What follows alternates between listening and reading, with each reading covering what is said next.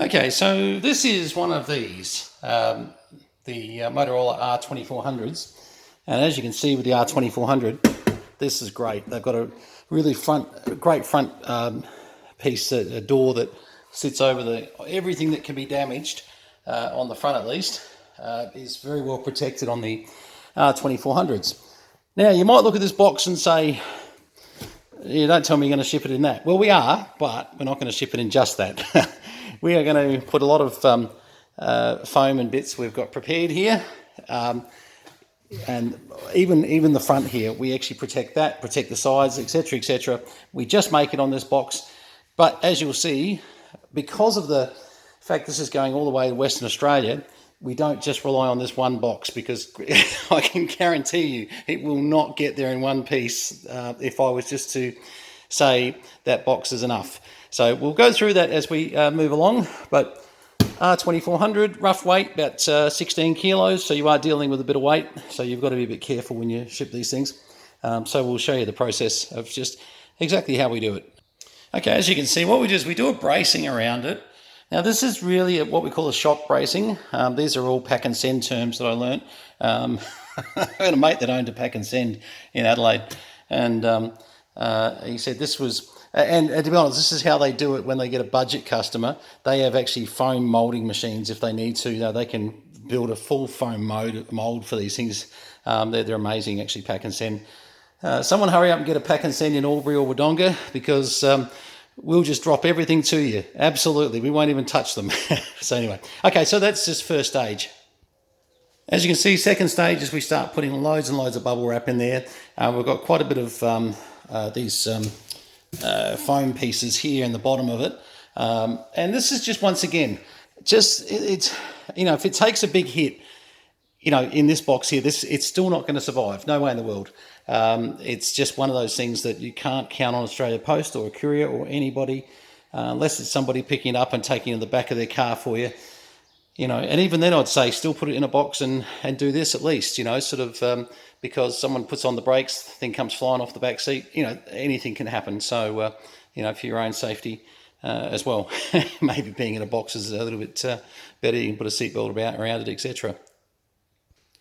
Okay, so then what we do is we just do a last little bit of foam, really nice big piece of foam across the top.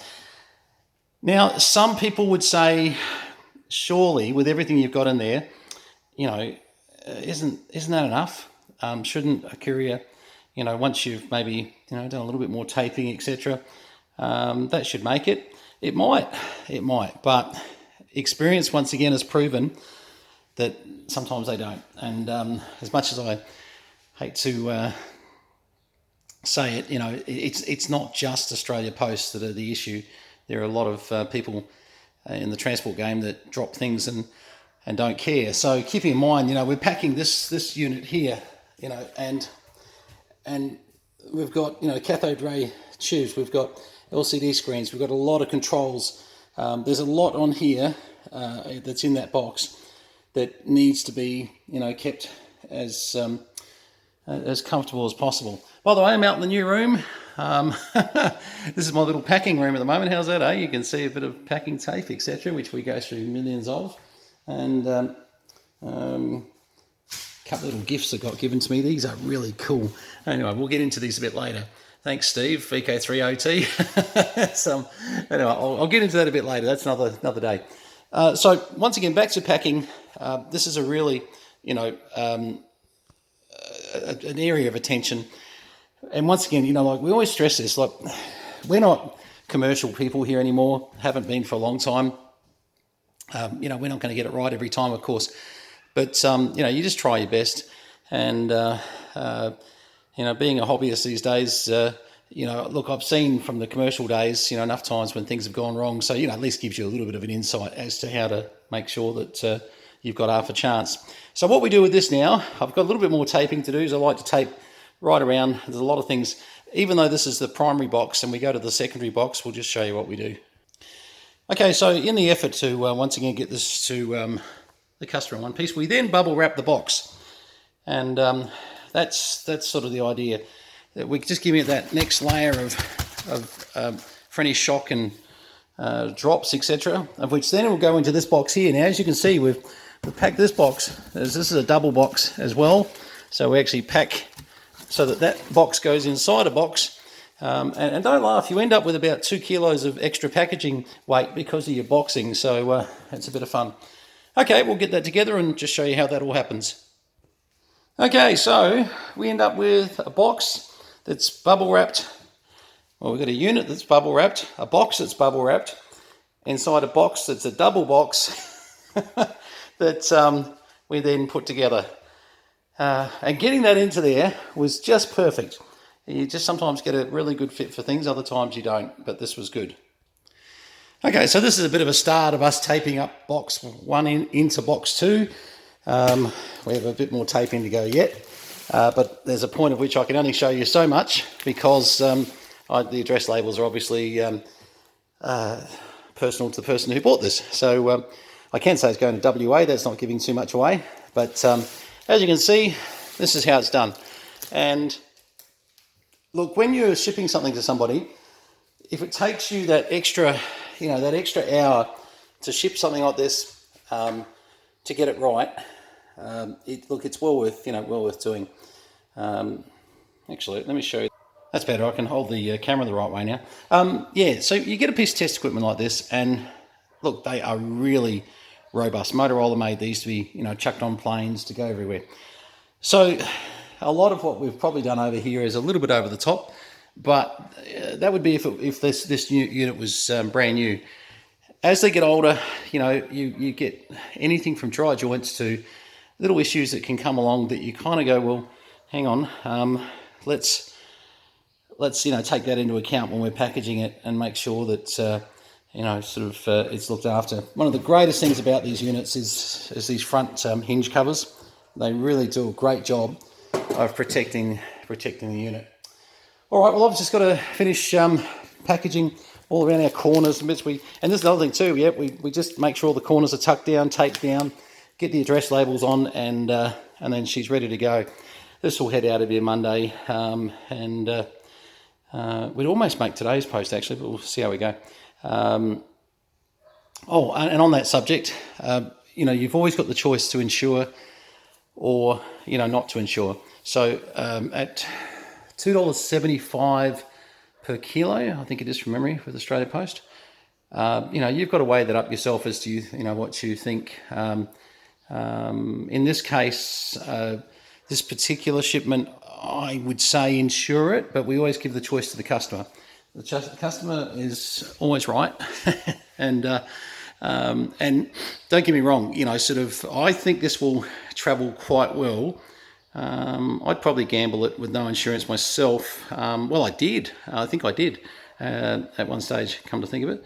Have to ask. Yeah, not sure. Anyway, I might have. I might not have too. But I must say, I am probably insuring more than I'm not these days. Actually, the perfect way to have something delivered to you was these boxes that came in the other day while I was crook, and as you can see, they're not taped. They're not pretty much. They're just as they were when they were brand new.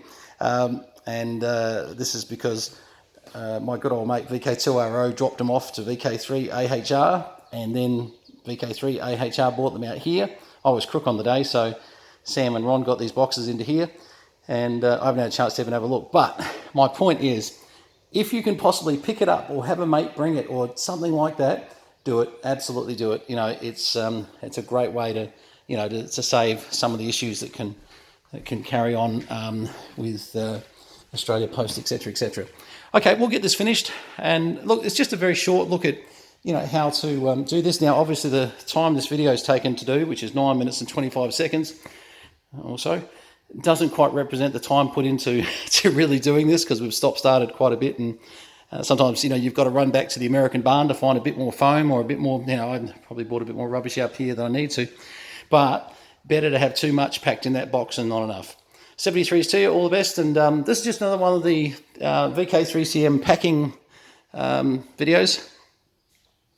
We do one every now and again, particularly when we had a guy that that had a crow damaged, which we had that packaged quite well. It's one of those things, and this is what I stress to customers and hobbyists alike, that if someone drops one of these boxes and they drop it high enough and hard enough, I don't like the chances of cathode ray, tubes making it through. And from, that one. But that guy ended up with another chap starting an entire Facebook page that is dedicated to knocking anything that we do here. Amazing. And I've just obviously not joined it, but I've just sort of been kept aware of what they're up to, from other people, and gone, what a waste of space and time and energy, etc. I mean, it's not in our best interest to not try our best to get our clients,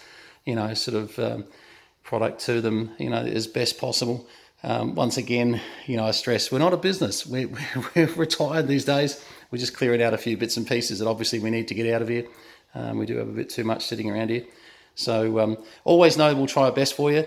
If not, go join the Facebook page and rant and rave and enjoy. But it certainly won't be something that, we'll be paying too much attention to. Anyway, you always got to get one, don't you?